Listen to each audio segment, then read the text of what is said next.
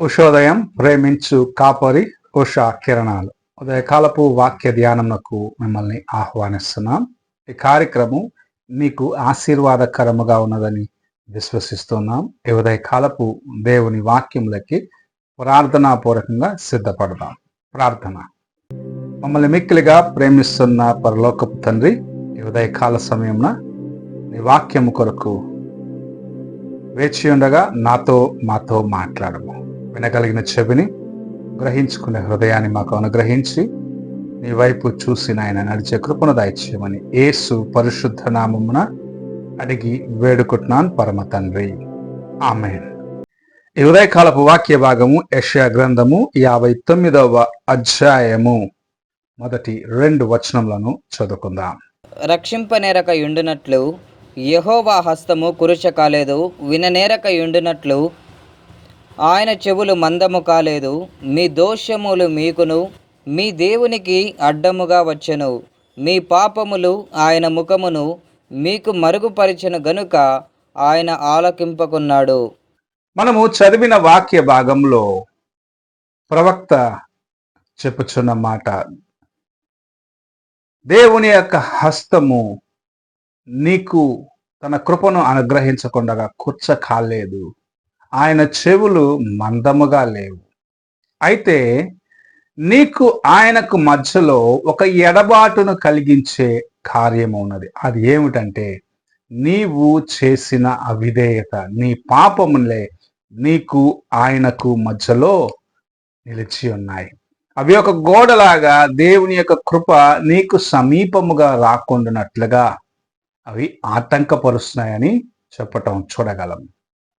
ఈ దినము అనేకమైన కార్యములను దేవుని యొద్ద నుండి నీవు పొందుకొనకుండా ఉండడానికి కారణము, ఆయన నీ యొద్దకు రావాలి అని ఆశిస్తూ ఉన్నాడు, నిన్ను ప్రేమిస్తూ ఉన్నాడు, నీ పట్ల దయ కలిగిన వాడిగా, జాలి కలిగిన వాడిగా ఆయన ఉన్నాడు. అయితే నీకు యొద్దకు రావాలంటే ఆయన పరిశుద్ధుడు, పరిశుద్ధుడు పరిశుద్ధుడు పరిశుద్ధుడు అని దూతల చేత ప్రతిగానాలు చేయబడుచున్న వాడుగా ఉన్నాడు. ఆయన పరిశుద్ధుడుగా ఉన్నాడు. అయితే నీలో ఉన్న పాపము, నీలో ఉన్న అవిధేయత, నీలో ఉన్న కార్యములు దేవునికి నీకు మధ్యలో ఆటంకముగా నిలబడుచూ ఉన్నాయి. ఆయన పరిశుద్ధుడుగా తండ్రితో పాటు జీవించే ఆ జీవితమును విడిచిపెట్టి మానవ స్వరూపముగా నీ కోసం ఈ లోకమునకు వచ్చి రక్తమును కార్చి నిన్ను పరిశుద్ధపరచడానికి మార్గమును సిద్ధపరిచినాడు. అయితే నీవు ఆయన యొక్క ప్రేమను మరచి, నీవు ఆయన కృపను మరచి, నీ జీవితములో నీకు తోచిన రీతిగా జీవిస్తూ, ప్రభువా నాకు సహాయము చేయము, నన్ను ఆశీర్వదించము అని నీవు అడిగినట్లయితే ఆయన యొక్క హస్తము నీకు సమీపముగా వచ్చి నిన్ను రక్షించకుండానట్లుగా నీవు చేసిన అవిధేయతలు ఆటంకపరుస్తున్నాయని దేవుని యొక్క వాక్యము సెలవిస్తుంది. ఆయన యొద్దకు నీ యొక్క ప్రార్థన వెళ్ళకుండానట్లుగా నీ పాపము ఆటంకముగా ఉన్నది అని ప్రభు సెలవిస్తూ ఉన్నాడు. దానియేలు గ్రంథములో మనము చూసినట్లయితే, దానియేలు ప్రార్థించినప్పుడు దేవుని ఎదుటి నుంచి జవాబు వచ్చినది. దాన్ని రాకుండా ఆటంకపరచడానికి అపవాది ప్రయత్నించినాడు. అయితే మనము ఇక్కడ చదివినట్లయితే దేవుని యొద్దకు నీ ప్రార్థన వెళ్ళకుండా, దేవుని యొద్దకు జవాబు తిరిగి రాకున్నట్టుగా నీ పాపమే ఆటంకముగా ఉన్నది.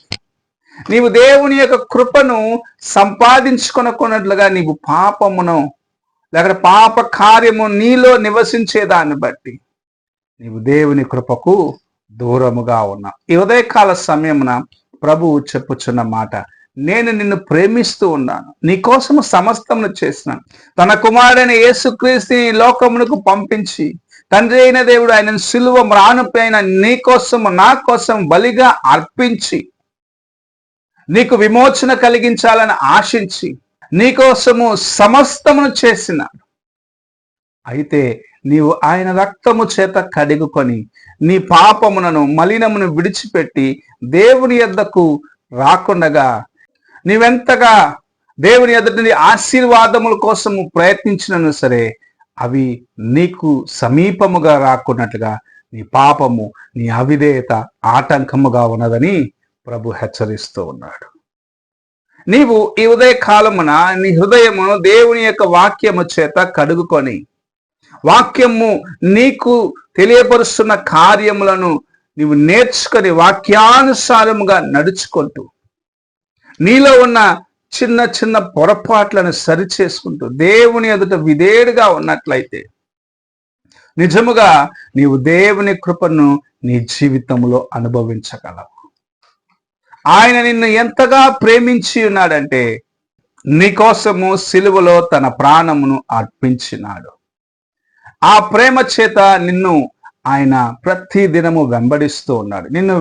నీ వెనకనే ఆయన ప్రేమ వస్తూ ఉన్నది. అయితే నీవు ఆయనను నిర్లక్ష్యము చేసి పాపము చేత బంధించబడిన అనుభవంలో ఉన్నదాన్ని బట్టి దేవుని యొక్క కృప నీకు సమీపముగా రాకున్నట్లుగా, ఆయన హస్తము కుర్చ కాకపోయినను, ఆయన చెవులు మందము కాకపోయినను నీ పాపము ఆయన నుండి నీ కోసము రానైన ప్రతి కృపను ఆటంకపరుస్తున్నదని దేవుని యొక్క వాక్యం హెచ్చరిస్తూ ఉన్నది.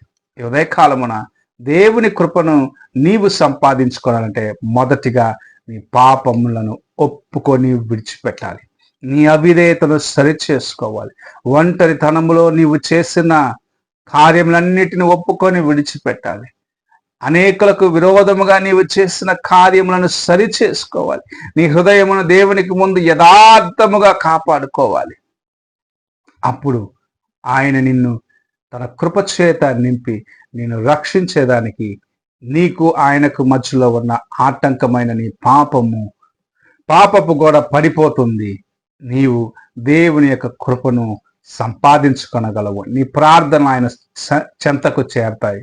నీ ప్రార్థనలకు జవాబు ఆయన యొద్ద నుండి రావటం నీవు అనుభవించగలవు. నీ జీవితము ఆశీర్వాదకరముగాను ధన్యకరముగాను ఉంటుందని ప్రభు సెలవిస్తూ ఉన్నాడు.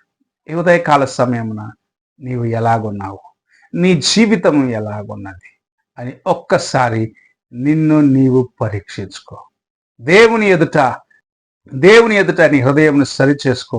పాపమును విడిచి బయటికి రా. పాపపు గోడను పగలగొట్టు. దేవుని యొక్క కృపను సంపాదించుకో. ప్రార్థన చేసుకుందాం. మమ్మల్ని మిక్కిలిగా ప్రేమిస్తున్న పరలోకపు తండ్రి, ఈ ఉదయ కాలంలో నీవు అనుగ్రహించిన నీ వాక్యంను బట్టి స్తోత్రములు చెల్లించుకుంటూ, తండ్రి నీవే మాకు సమీపముగా ఉండాలని ఆశించినప్పటికీ మా పాపము గోడగా నాకు మధ్యలోనైనా ఆటంకముగా ఉన్నదని మేము గ్రహించుకొని నీ వైపు చూసి దేవా మమ్మల్ని సరిచేసుకొని మాలో ఉన్న ప్రతి బలహీనతలను ఒప్పుకొని విడిచిపెట్టి నీతోనైనా సంధి కుదిరించుకునే దానికి మాకు సహాయము చేయమని, అలాంటి జీవితంలో నాయన ఉదయకాలంన నీ వాక్యం ఇంకను నీకు సమీపముగా రాలేక ఉన్న వారితో నాయన, నీ వాక్యం ఇంకను నీకు సమీపంగా రాకుండా ఉన్న వారితో నాయన నీవు మాట్లాడుచున్నావని గ్రహించుకొని నీ వైపు చూసేదానికి, తమ బలహీనతలను సరి చేసుకునేదానికి నీ కృపను అనుగ్రహించి దేవా నీ రక్షణ హస్తమును వారిపై నుంచి స్వస్థపరిచి బాగు చేయమని యేసు పరిశుద్ధ నామమున అడిగి వేడుకుంటున్నాను పరమ తండ్రి. ఆమేన్. తండ్రి అయిన దేవుని ప్రేమ, కుమారుడైన క్రీస్తు కృప, ఆదరణకర్త అయిన పరిశుద్ధాత్మక సహవాసము ఎప్పుడును ఎల్లప్పుడూ తోడై ఉండి సదాకాలము నడిపించును గాక. ఆమేన్.